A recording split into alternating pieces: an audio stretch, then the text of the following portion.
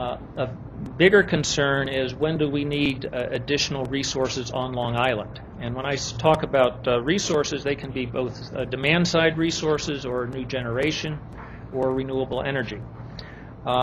Going through the same series of circumstances, if there were no actions taken, our projected need for new resources is 2015. If we take the current projects that are underway, the first significant need date is projected to be 2020. We have a small need, it's less than 50 megawatts in 2019. And if you assume approximately 330 megawatts of retirements occur, that need for resources pulls back to 2016 as a significant need and a small need as early as 2013. Right. Let's focus on, get back to that one, Jim. Sorry. Now let's focus on the middle chart. That is what we're really basing our plan on.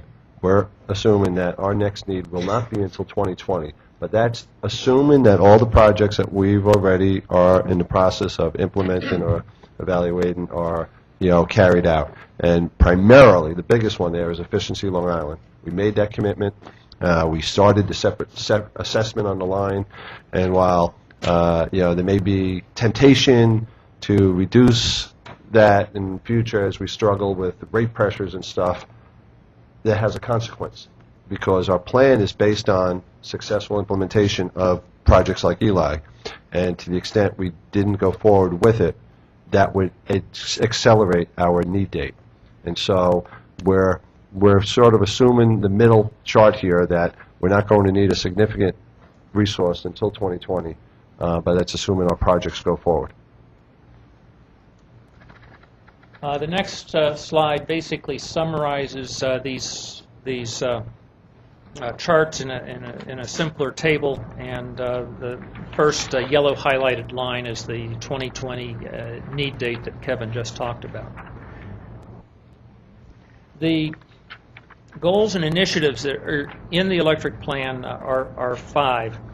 In response to comments from the trustees, we've reordered the organization of these goals. The cost control goal is listed as the second goal, and that was carried through into the report. And the renewable energy goal was modified to clarify some of the complexities of how, while the statewide goal is 30%, LIPA's share of that statewide goal is smaller than a 30% goal. But for the most part, the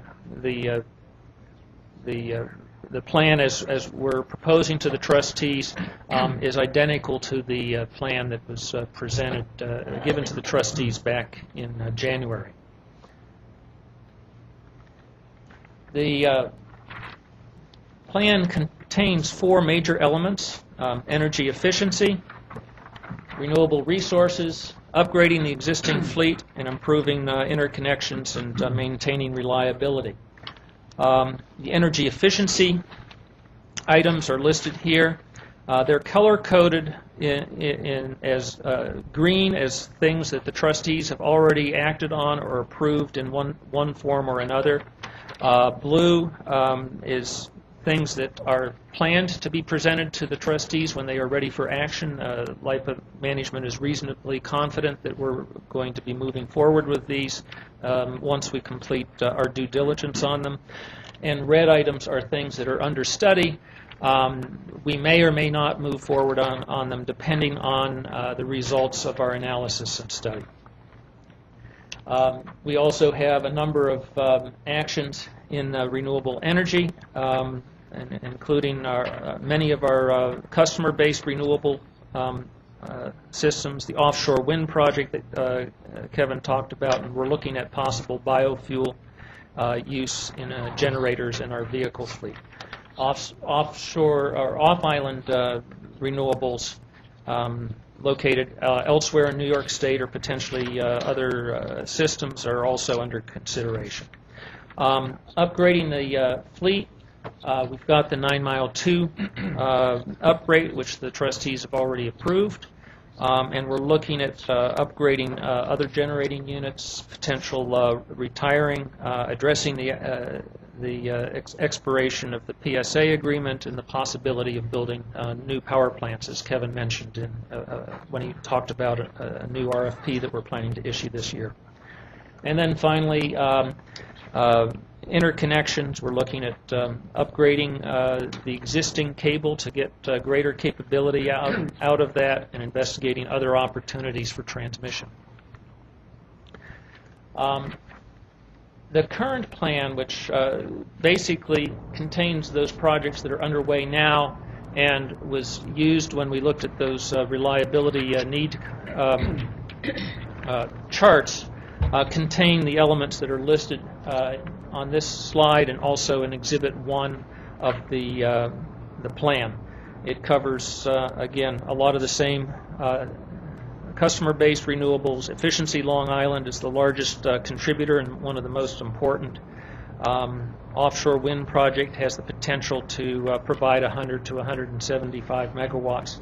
Two items that we account for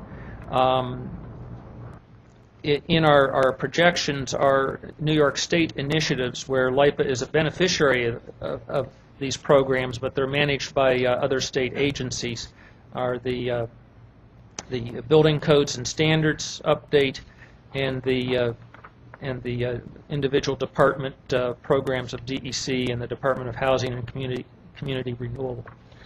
Overall, there's over 1,300 megawatts of projects, energy efficiency and renewables that are currently in play and under development by LIPA at this time. Most of that being energy efficiency and reductions as opposed to new projects.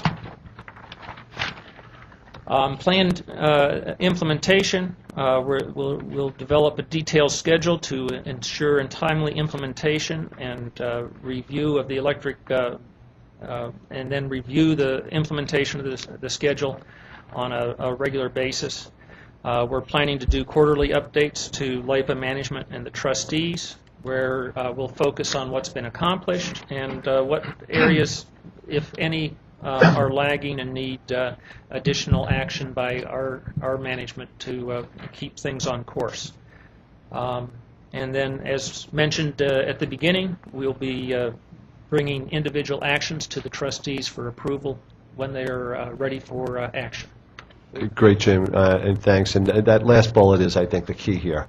This is a guide. This document is a guide.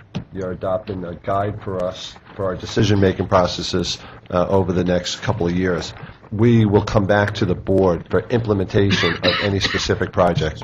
So, for instance, while there's a lot of discussion of our potential offshore wind project in the plan, and we account for a third of the energy from that project in some of our forecasting, we will come back to the board for any authorization for a project like that. Similarly, any other big solar projects and stuff like that. So this is a guide. It should be living and flexible as federal and state dictates. Mandates may change or require us to change it, as economic conditions may change, as climate change may occur. So